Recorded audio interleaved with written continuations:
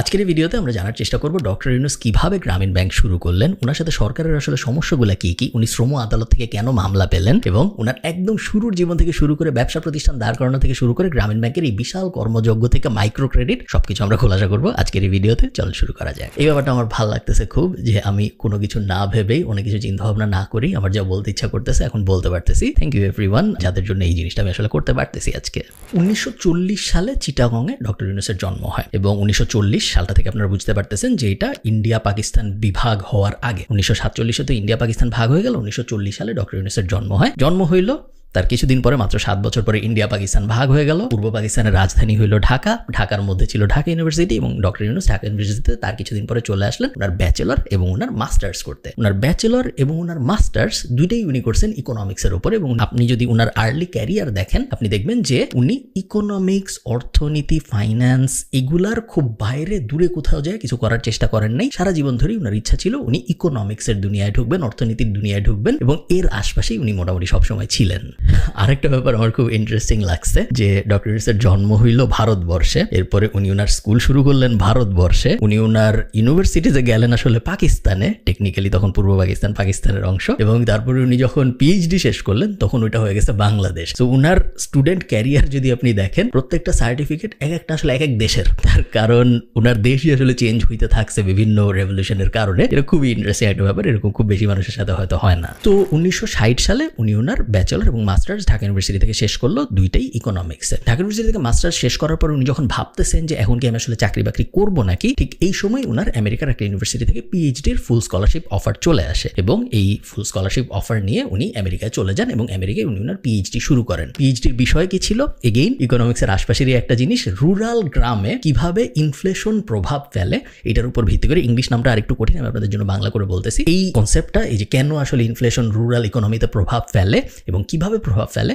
এটা নিয়ে উনি ওনার পিএইচডিটা করেন। যে পিএইচডি উনি শেষ করেন 1969 সালে, যখন বাংলাদেশে গণ অভ্যুত্থান চলতেছে। পিএইচডি শেষ করার পরে ডক্টর ইউনূসের মনে একটা খুব সিরিয়াস প্রশ্ন আসে, এখন আমি কি করব? এখন কি আমি আমেরিকায় থাকবো? এখন কি আমি আমেরিকায় কোনো একটা চাকরি বাকরি করার চেষ্টা করব? আমি কোনো একটা বিজনেস দাঁড় করানোর চেষ্টা করবো আমেরিকায়, নাকি আমি দেশে চলে যাব? এই ডিলেমার ভিতর দিয়ে আমরা যারা বিদেশ থাকি আমরা সবাই কোনো না কোনো সময় গেছি যে আমরা আসলে কি করবো আমাদের পড়াশোনা শেষ করার পরে বিদেশে। ডক্টর ইউনূস ঠিক করেন উনি দেশে চলে যাবেন এবং 1972 সালে উনি দেশে চলে যান এবং দেশে চলে যেয়ে উনি বাংলাদেশের প্রফেসর হয়ে যান। উনি চিটাগং ইউনিভার্সিটিতে, যদি আমি ভুল না করে থাকি, ইকোনমিক্সেরই টিচার হন এবং পড়ানো শুরু করেন। কয়েক বছর উনি মোটামুটি ভালোভাবেই পড়ান, তেমন কোনো বৈচিত্র্য নাই জীবনে, উনি পড়াচ্ছেন রেগুলারলি, উনি ক্লাস নিচ্ছেন এবং মোটামুটিভাবে সবকিছু চলছে। এই করতে করতে চলে আসে 1976 সাল, যখন ডক্টর ইউনূসের মনে হয় যে টিচার হিসেবে আমি মনে হয় অনেক বেশি অবদান রাখতে পারতেছি না, আমার এর থেকেও আরো অনেক বেশি কিছু করার সুযোগ বা সামর্থ্য আছে এবং আমি যদি আরো বড় করে কোনো কিছু করতে চাই তাহলে আমার কি করা উচিত? আমার মনে হয় একটা ব্যবসা দাঁড় করানো উচিত এই টিচিং প্রফেশনের বাইরে চলে যেয়ে। 1976 সাল, 1975-এ বঙ্গবন্ধু মারা গেলেন এবং একটা দুর্ভিক্ষ হইল তার মাত্র কয়েকদিন আগে, বিশাল একটা দুর্ভিক্ষ হইল বাংলাদেশে। ইকোনমির অবস্থা খুবই খারাপ, পুরা দেশের অবস্থায় ভয়ঙ্কর খারাপ, সবাই যে তলাবিহীন ঝুড়ি এই সেই অনেক কিছু বলতেছে। এরকম একটা সময়ে ডক্টর ইউনূস ঠিক করলেন 1976 সালে এসে যে না, আমি আমার ব্যবসা দাঁড় করাবো। উনি টিচার হওয়ার থেকে ইস্তফা দিয়ে দিলেন এবং কি ব্যবসা? নর্মাল কোনো ব্যবসা না, আমি একটা ব্যাংক দাঁড় করাবো। সেই ব্যাংকের নাম কি হবে? সেই ব্যাংকের নাম হবে গ্রামীণ ব্যাংক।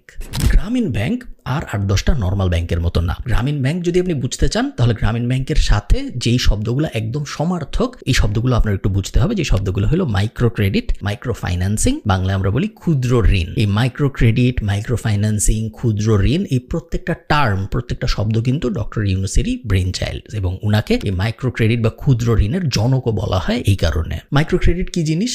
মাইক্রো ক্রেডিট বা বাংলায় ক্ষুদ্র ঋণের মানে খুবই সিম্পল। ক্ষুদ্র ঋণ অনেক ছোট টাকার ঋণ এবং এই ঋণগুলা শুধুমাত্র তাদেরকেই দেওয়া হয় যাদের নর্মাল ব্যাংকিং চ্যানেলে নর্মাল ভাবে কোনো ঋণ পাওয়ার আসলে কোনো সুযোগ নাই। আপনি জিনিসটা একটু চিন্তা করেন, মানুষ সাধারণত ঋণ কখন নেয়? মানুষ সাধারণত নর্মালি একটা ব্যাংক থেকে ঋণ তখন নেয়, নর্মাল সিনারিওতে আপনি চিন্তা করেন, মনে করেন আপনি ডাচ বাংলা ব্যাংক থেকে কথার কথা একটা ঋণ নেবেন। ডাচ বাংলা ব্যাংক থেকে আপনি যখন লোন নেবেন তখন আপনি ওই লোনটা কেন নেবেন? আপনার বিশাল একটা ব্যবসা আছে, আপনি ব্যবসা আরো বড় করতে চান, এই জন্য আপনি লোন নেবেন, বা আপনি হায়ার স্টাডিজের জন্য চলে যাচ্ছেন, আপনার এডুকেশন লোন লাগবে, বা আপনি একটা গাড়ি কিনবেন, আপনার একটা কার লোন লাগবে, বা আপনি একটা বাড়ি কিনবেন, আপনার একটা হাউস লোন লাগবে। ট্র্যাডিশনাল লোন বলতে কিন্তু এগুলাকেই বোঝানো হয়। হাউএভার আপনার কিছুই নাই, আপনার জীবনে কিছুই নাই, আপনি খুবই গরিব মানুষ, আপনি একটা ছোট্ট ঋণ পাইলে আপনি 5টা মুরগি কিনতে পারবেন, বা আপনি 2টা ছাগল কিনতে পারবেন, বা আপনি একটা গরু কিনতে পারবেন। এইরকম সিচুয়েশনে আপনি কখনো কোনো ব্যাংকে যে কোনো লোন বা ঋণ পাবেন না, তার কারণ আপনি কোনো কোলাটারাল দিতে পারবেন না, আপনি কোনো কিছু বন্ধক রাখতে পারবেন না ব্যাংকের কাছে যে যদি আমি ঋণ পরিশোধ করতে না পারি তাহলে তুমি এসে আমার এটা নিয়ে নিও, কারণ আপনার কিছু নাই। ইনফ্যাক্ট গ্রামীণ ব্যাংক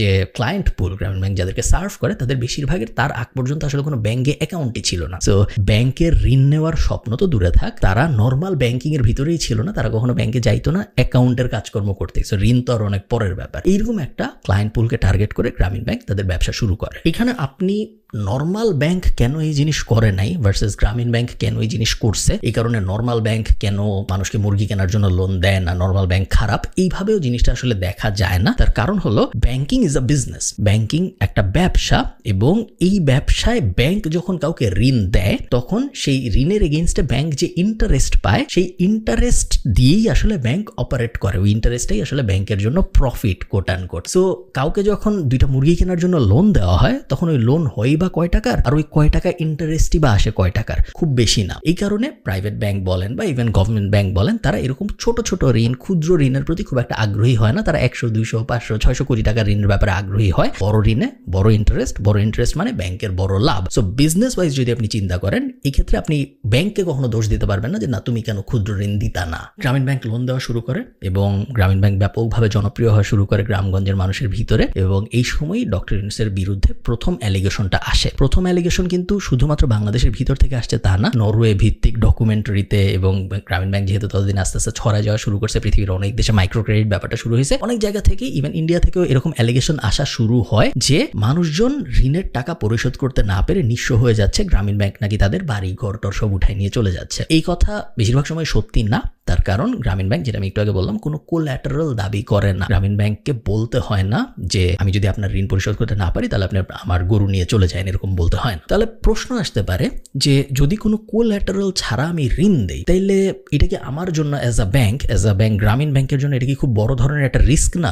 যে আসতেছে মুরগি কেনার জন্য, গরু কেনার জন্য, তাকে আমি ঋণ দিয়ে দিচ্ছি, সে যদি পরিশোধ করতে না পারে তাহলে আমি কিছুই করতে পারবো না। এটা যদি সে জানে তাহলে সে ওটার অ্যাডভান্টেজ নিতে পারে। থিওরিটিক্যালি প্রশ্নটা সত্যি, বাট এই জিনিসটা খুব বেশি হয় না। তার কারণ গ্রামীণ ব্যাংক এখানে একটা ইউনিক মডেল এস্টাবলিশ করছে যেটা আর কোনো ব্যাংক করে না। সেটা হলো পিয়ার সাপোর্ট লেন্ডিং। মানে হইলো গ্রামীণ ব্যাংক মনে করেন একটা গ্রামে গেল, একটা গ্রামে যে বললো যে তোমরা 10 জন আমার কাছ থেকে লোন নাও, কোনো সমস্যা নাই, কিন্তু তোমাদের এই গ্রামের ভিতরে যদি 2 জন লোন পরিশোধ না করে তাহলে বাকিদের আমরা আর কখনো লোন দিব না। সো একটা পিয়ার নেটওয়ার্ক, একটা গ্রুপ টাইপ করে দেওয়া হয়, যেখানে ওই গ্রুপের 10 জনই গ্রামীণ ব্যাংকের কাছ থেকে লোন নিছে, ওই গ্রুপের 10 জনই নিয়মিত ওই লোনের টাকা পরিশোধ করতেছে, এবং গ্রামীণ ব্যাংক থেকে বলা হয় এই 10 জনের ভিতরে 2 জন যদি লোন আমাদের আর পরিশোধ না করে পরের মাসে, তাহলে বাকি 8 জনও কিন্তু এফেক্টেড হবে, কারণ আমরা আমাদের অপারেশন গুটায় চলে যাবো, বা আমরা এই পুরো গ্রুপটার ভিতরেই আর লোন টোন দিব না। অনেক সিম্পলিফাই করে বলতেছি, বাট এইগুলো হলো গ্রামীণ, যেহেতু ওদের কোলাটারাল নেওয়ার সিস্টেম নেই, এইগুলো হলো গ্রামীণ ব্যাংকের স্টাইল ইনশিওর করার জন্য যে না আমরা আমাদের লোনের টাকা যেন ফেরত পাই।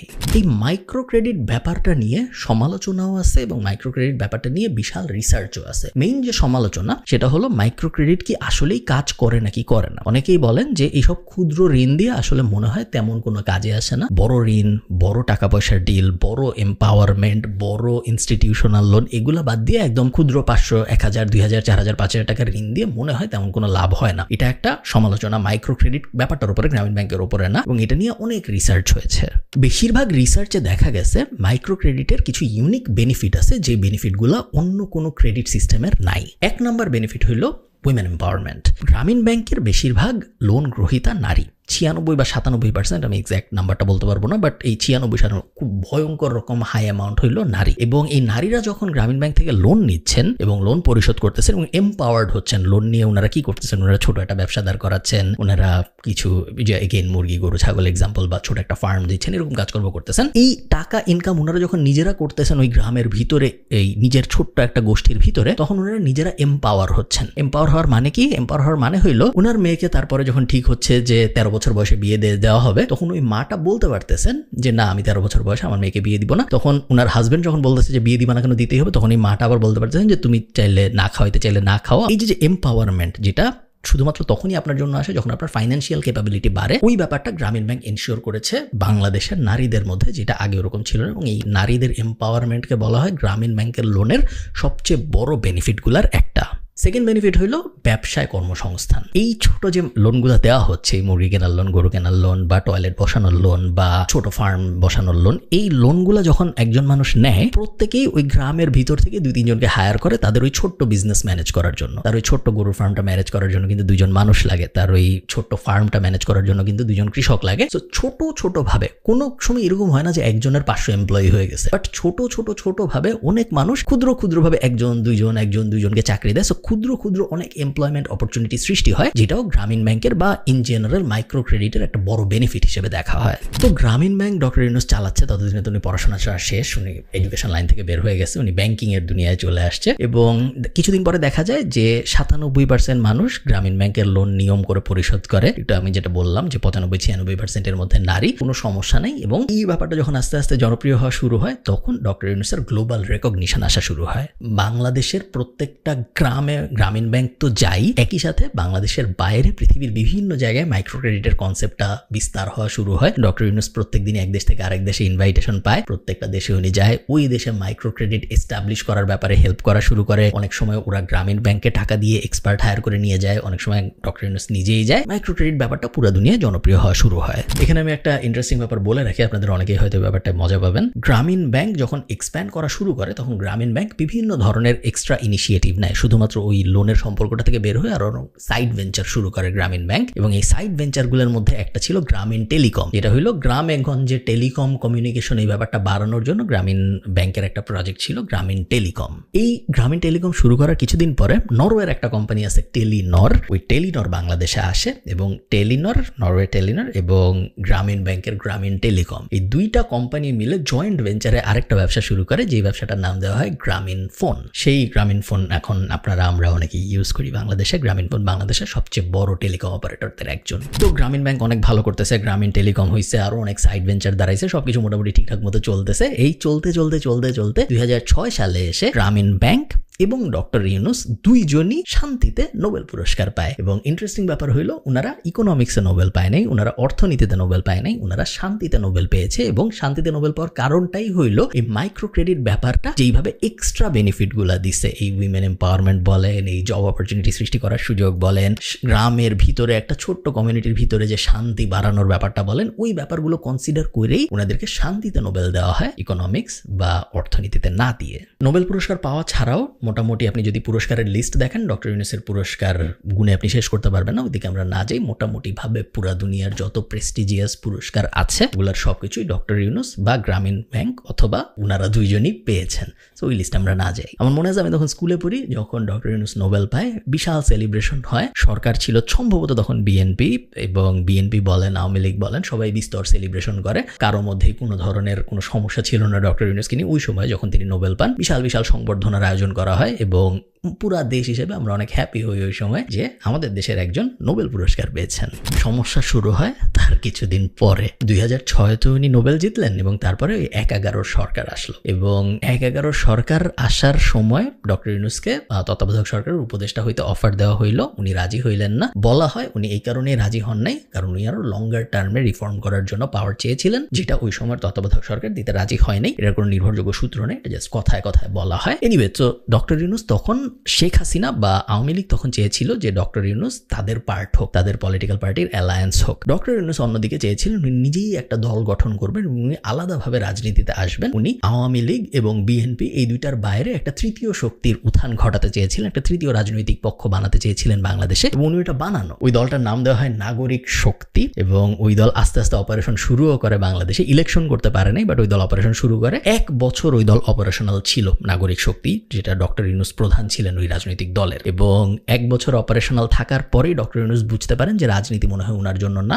উনি ওই দল বন্ধ করে দেন, উনি রাজনীতি থেকে চলে যান। শেখ হাসিনা এবং আওয়ামী লীগের দুঃখটা এই জায়গায় ছিল যে ওনারা চেয়েছিলেন ডক্টর ইউনূস আলাদা রাজনৈতিক দল না করে ওনাদের সাথে একটা কোয়ালিশন করবেন, ওনাদের সাথে ওনাদের আওয়ামী লীগ পার্টিটার অংশ হবেন। এটা আসলে হয় নাই। এই ব্যাপারটা আওয়ামী লীগকে অনেক রাগায়।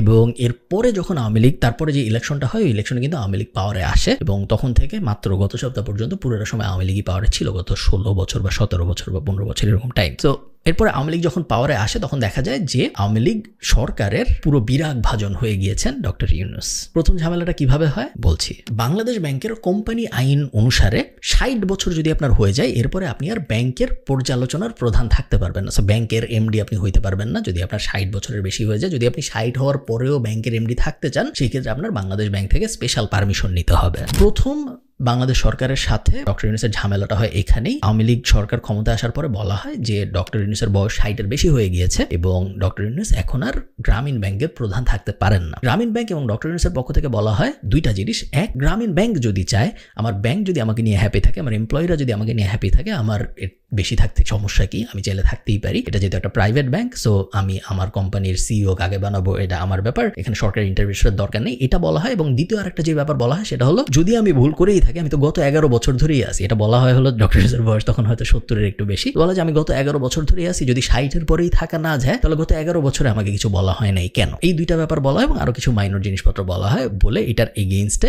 হাইকোর্টে আপিল করা হয়। পুরো বিশাল একটা ব্যাটল হয় এবং এই ব্যাটেলে ডক্টর ইউনূস এবং গ্রামীণ ব্যাংক হেরে যায়। ডক্টর ইউনূসকে গ্রামীণ ব্যাংক থেকে অপসারণ করা হয়। অনেকে বলেন, এগেইন এগুলা কথা, এগুলোর কোনো আপনি কাগজপত্র প্রমাণ পাবেন না, এগুলো অনেকেই বলেন যে ডক্টর ইউনূস যদি সরকারের বিরাগ ভাজন না হতেন তাহলে ওনাকে কখনোই এই পদ থেকে সরানো হতো না। এবং ওই সময় অ্যাটর্নি জেনারেল যিনি ছিলেন তিনি এটা পাবলিকলি বলেন যে নোবেল পুরস্কার পাওয়ার কথা ছিল আমাদের প্রধানমন্ত্রী শেখ হাসিনার, তৎকালীন প্রধানমন্ত্রী, কিন্তু নোবেল পুরস্কার পেলেন কিভাবে ডক্টর ইউনূস, এটা তো ঠিক হইল না। এরকম কিছু কথাবার্তা স্টেটমেন্ট তৎকালীন অ্যাটর্নি জেনারেল তো বলেন এবং রেগুলার আওয়ামী লীগের নেতারা তো বলেছেনই। সো এইগুলার থেকে দুয়ে অনেকে 4 মিলিয়ে নেয় যে নোবেল পুরস্কার প্লাস সরকারের বিরাগ ভাজন হয়, এই দুইটা ব্যাপার যদি না হইতো তাহলে হয়তো ডক্টর ইউনূসকে গ্রামীণ ব্যাংক থেকে সরানো হইতো না। তো গ্রামীণ ব্যাংক থেকে ডক্টর ইউনূস চলে গেল, উনি ওনার মতো করে এখন পুরো দুনিয়া ঘুরে, উনি পুরো দুনিয়ায় স্পিচ দিয়ে বেড়ায়, বিভিন্ন ইউনিভার্সিটি উনাকে ডাকে, ওইসব ইউনিভার্সিটিতে উনি যায়, বিভিন্ন দেশ উনাকে ডাকে, মাইক্রো ক্রেডিট ব্যাপারটা ওই দেশে এস্টাবলিশ করার জন্য উনি ওই দেশে যায়, উনি বই লেখে, বইয়ের থেকে উনি টাকা পায়, উনার এই যে রয়্যালিটির ইনকাম, অনেকে পৃথিবীর বিভিন্ন জায়গায় ইউনূস সেন্টার বানায়, সেই ইউনূস সেন্টারগুলো উনাকে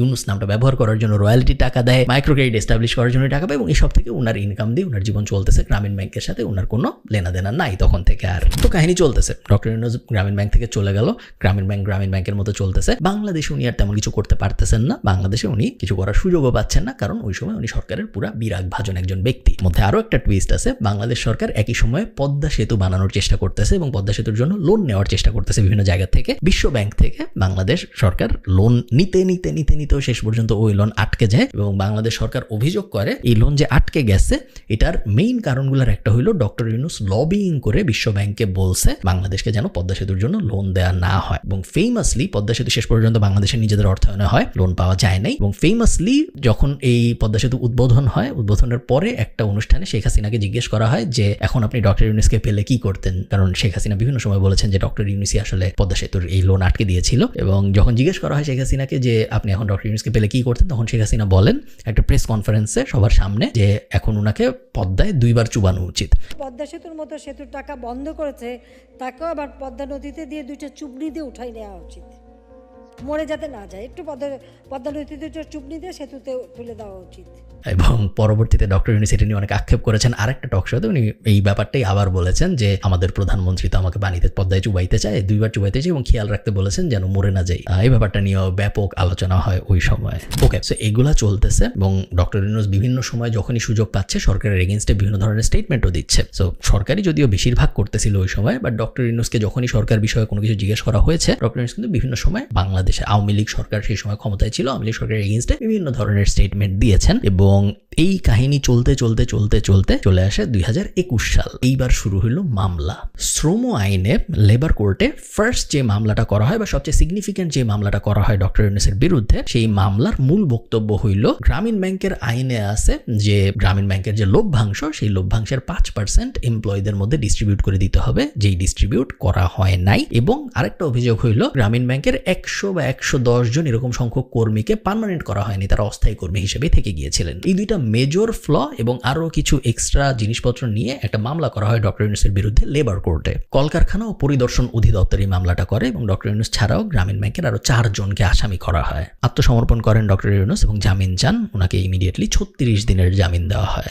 এই টাইমটাই ডক্টর ইউনূসকে হয়রানি বন্ধ করতে বললে ফার্স্টে ওবামা একটা চিঠি লেখে এবং তারপরে আরো অনেক দেশের প্রধান এবং নোবেল বিজয়ীরা, প্রাক্তন নোবেল বিজয়ীরা, জ্ঞানীগুণী মানুষরা সবাই মিলে একটা খোলা চিঠি লেখে, এবং এই যে জ্ঞানীগুণী মানুষদের লিস্ট এখানে আইরিশ প্রাইম মিনিস্টারও ছিল আমার মনে আছে। তো এই খোলা চিঠি পড়ে এবং বারাক ওবামার চিঠি পড়ে তখনকার প্রাইম মিনিস্টার শেখ হাসিনা এবং আওয়ামী লীগ সরকার দুইজনই আরো ক্ষিপ্ত হয়ে যায়, এবং ওনারা বলেন যে এটা পুরোপুরি একটা জুডিশিয়াল ম্যাটার, আমরা তো আসলে কিছু করি নাই, এটা কারা মামলা করছে আমরা জানি না, মামলা আদালতে বিচার হবে এবং আদালতে ডিসিশন হবে যে ডক্টর ইউনূস আসলেই শ্রমিকদের টাকা খেয়ে ফেলছে নাকি। যিনি এত নামি দামি নোবেল প্রাইজ প্রাপ্ত, তার জন্য এই 40 জনের নাম খয়রাত করে এনে অ্যাডভার্টাইজমেন্ট দিতে হবে কেন, তা আবার বিদেশি পত্রিকায়? এটাই আমার প্রশ্ন, আর কিছু না। এবং খুব ইন্টারেস্টিংলি দেখা যায় যে ডক্টর ইউনূসের বিরুদ্ধে এই চিঠিগুলা পাবলিশ হওয়ার পরে মামলা আরো বেড়ে যায়, এবং এক সময় দেখা যায় যে ডক্টর ইউনূসের বিরুদ্ধে 18টা মামলা চলতেছে, 19টা মামলা চলতেছে, এবং ডক্টর ইউনূসের নিজের যে ব্রেইনের ক্যাপাসিটি সেটার একটা বড় অংশ ব্যয় হওয়া শুরু হয় এই মামলাগুলায় হাজিরা দিতে এবং মেন্টালি এই মামলাগুলার প্রস্তুতি নিতে। আপনি কোনো প্ল্যান প্রোগ্রাম করতে পারছেন না, রোববারে সোমবারে কি করবেন আপনি বুঝতে পারতেছেন না, সোমবারে কি করবেন যেহেতু আপনি জানেন না। এটা কাজে অনিশ্চয়তা শুধু আমার সঙ্গে যারা জড়িত, আমার সঙ্গে যারা কাজ করে তাদের সবার। কর্মীদের পরিচয়পত্র দেওয়া হয় নাই, আয়কর রিটার্ন ঠিক মতো জমা দেওয়া হয় না, কর্মীদের কাজের পরিবেশ নাই, কর্মীদের ঠিক মতো ছুটি দেওয়া হয় না, এরকম বিভিন্ন অভিযোগে বিভিন্ন ধরনের মামলা করা হতে থাকে তখন ডক্টর ইউনূসের বিরুদ্ধে। এগেইন এই কথার কতটুকু সত্যতা আছে আমি জানি না, আপনারা যারা হাইকোর্টে কাজ করেন তারা হয়তো আমাকে কমেন্টে বলতে পারবেন। ডক্টর ইউনূসের বিরুদ্ধে যেহেতু এখন অনেকগুলো মামলা চলতেছে, 18টা 19টা, সো ডক্টর ইউনূসকে কিছুদিন পরপরই আদালতে হাজিরা দিতে হইতো জামিনের জন্য। বলা হয় যে ডক্টর ইউনূস যখন আদালতে আসতেন তখন মামলাগুলো শুনানি হইতো একদম উপরের দিকের কোনো একটা ফ্লোরে, 8th ফ্লোরে বা 9th ফ্লোরে, 8 তলা 9 তলায় এই মামলাগুলো শুনানির জন্য রাখা হইতো, এবং কোনো একটা কারণে ডক্টর ইউনূস যখনই হাজিরা দিতে আসতেন শুনানির সময় তখনই ওই আদালতে, যে আদালতে উনি যাইতেন, ওটার লিফট কাজ করতো না। এটার কতটুকু সত্যতা আছে আমি জানি না, সত্যতা যদি থেকে থাকে তাহলে জিনিসটা খুবই খুবই খুবই স্যার একটা ব্যাপার, বাট আপনারা আমাকে কমেন্টে জানাতে পারেন কেউ যদি ডিরেক্টলি দেখে থাকেন এরকম। যাই হোক, ফাইনালি 2024 সালের জানুয়ারি মাসে আমরা জানতে পারি যে ডক্টর ইউনূসের 6 মাসের জেল হয়েছে। শুধু জেল হয়েছে তা না, ডক্টর ইউনূসের জেলের সাথে 5,000 টাকা জরিমানাও হয়েছে, এবং পুরাটাই ওই ফার্স্ট মেইন মামলাটাকে কেন্দ্র করে আদালত রায় দেয় যে ডক্টর ইউনূস এখন একজন আসামি। রায়ের পরে আদালতের বাইরে এসে ডক্টর ইউনূস বেশ আবেগঘন একটা প্রেস কনফারেন্স ঠিক না, মানে সাংবাদিকরা দাঁড়ায় ছিল তার কথা শোনার জন্য। সো ডক্টর ইউনূস যখন আদালত থেকে বাইরে আসেন উনি খুব ইন্টারেস্টিং একটা কথা বলেন। উনি বলেন, যে দোষ আমরা করি নাই সেই দোষের ওপরে শাস্তি পেলাম, এটা আমাদের কপালে ছিল, জাতির কপালে ছিল, জাতির কপালে যেটা ছিল আমরা সেটা বহন করলাম। এরপরে উনি ওটার আপিল করেন যে এটা ঠিক হয় নাই, এবং আপিলের কার্যক্রম শুরু হয়। আপনি চিন্তা করেন একটা মানুষের জীবন কতটা ইন্টারেস্টিং। আপনারা অনেকেই জানেন প্যারিস অলিম্পিক, যেটা 2024 অলিম্পিক, ওই অলিম্পিকে ডক্টর ইউনূস প্রধান অতিথিদের একজন, এবং ডক্টর ইউনূসের জীবনটা কি ইন্টারেস্টিং ফেজে ছিল চিন্তা করেন। একদিকে উনি শ্রম আদালতে ওনার বিরুদ্ধে রায় হইল যে উনি আসামি, ওনার 6 মাসের জেল এবং 5,000 টাকা জরিমানা, উনি ওটার বিরুদ্ধে আপিল করলেন। আপিলের শুনানি শুরু হইল। শুনানি চলতে চলতে উনি চলে গেলেন প্যারিসে, কারণ উনি প্যারিসে অলিম্পিকের প্রধান গেস্টদের মধ্যে একজন, এবং প্যারিস অলিম্পিকের ওনার ডক্টর ইউনূসের একটা নতুন কনসেপ্ট আছে 3-0, ওটা নিয়ে আলাদা একটা ভিডিও বানানো যাবে হয়তো যদি দরকার হয়। ওই 3-0 ব্যাপারটা ফ্রান্স চায় প্রমোট করতে, এবং এই কারণে ওনাকে প্যারিস অলিম্পিকের প্রধান গেস্টদের একজন বানানো হয়েছিল। তো ডক্টর ইউনূসের পিকুলিয়ার লাইফটা আপনি চিন্তা করেন, একদিকে শ্রম আদালতে ওনার বিরুদ্ধে একটা মামলা উনি আসামি হয়েছে, ওটার আপিল চলতেছে, অন্যদিকে আরো 17-18টা মামলা এমনিতে চলতেছে, দেশে ওনার খুব বাজে অবস্থা, কিন্তু বাকি দুনিয়ায় উনি আবার একটা প্রেস্টিজ গেস্ট, ওনার জন্য পুরা দুনিয়া পাগল, পুরা দুনিয়া ওনাকে ডেকে নিয়ে যাচ্ছে, এরকম ভালো ভালো ভালো ভালো প্রিমিয়াম জায়গাগুলো গেস্ট বানানো হচ্ছে, পুরাপুরি মুদ্রার এপিট ওপিট চিত্র ওনার দুই দিকে। এই চলতে চলতে উনি যখন প্যারিসে অলিম্পিক দেখছেন, এই অলিম্পিক ব্যাপারটা চলতে চলতে বাংলাদেশে ছাত্র আন্দোলন তুমুল আকার ধারণ করে, এবং ছাত্র আন্দোলনের মুখে শেখ হাসিনা পদত্যাগ করেন, এবং শেখ হাসিনা পদত্যাগ করার পরে ছাত্র আন্দোলনের মেইন যারা ছিল, আপনারা কাহিনী এর পরে মোটামুটি জানেন, ওনারা ডক্টর ইউনূসের সাথে যোগাযোগ করেন। ডক্টর ইউনূসের সাথে যোগাযোগ করে ওনাকে বলা হয় যে অন্তর্বর্তীকালীন সরকারের প্রধান উপদেষ্টা উনি হইতে রাজি নাকি। উনি রাজি হন, উনি প্যারিস থেকে বাংলাদেশে রওনা দেন, এবং তখন আরো কিছু ইন্টারেস্টিং ব্যাপার ঘটে। উনি যে মামলার আপিল করছিলেন, ওনার যে 6 মাসের জেল হইল এবং 5,000 টাকা জরিমানা হইল, ওই আপিলের শুনানি হঠাৎ করে একদম স্পিড আপ হয়ে পরের দিনই চলে আসে। ডক্টর ইউনূস বাংলাদেশে নেমে জানতে পারেন যে ওনার আপিলের শুনানি হয়ে গেছে এবং ওনাকে বেকসুর খালাস দেওয়া হয়েছে। এই খালাস দেওয়ার একদিন পরে উনি অন্তর্বর্তীকালীন সরকারের প্রধান উপদেষ্টা হিসেবে শপথ নেন। ডক্টর ইউনূসের জীবন যে ফ্যাসিনেটিং এবং ইন্টারেস্টিং, এত ইন্টারেস্টিং জীবন আমার মনে হয় খুব কম মানুষেরই এক্সপিরিয়েন্স করার সুযোগ হয়েছে। এই কারণে ডক্টর ইউনূসকে অবশ্যই অনেক অনেক কংগ্রাচুলেশনস।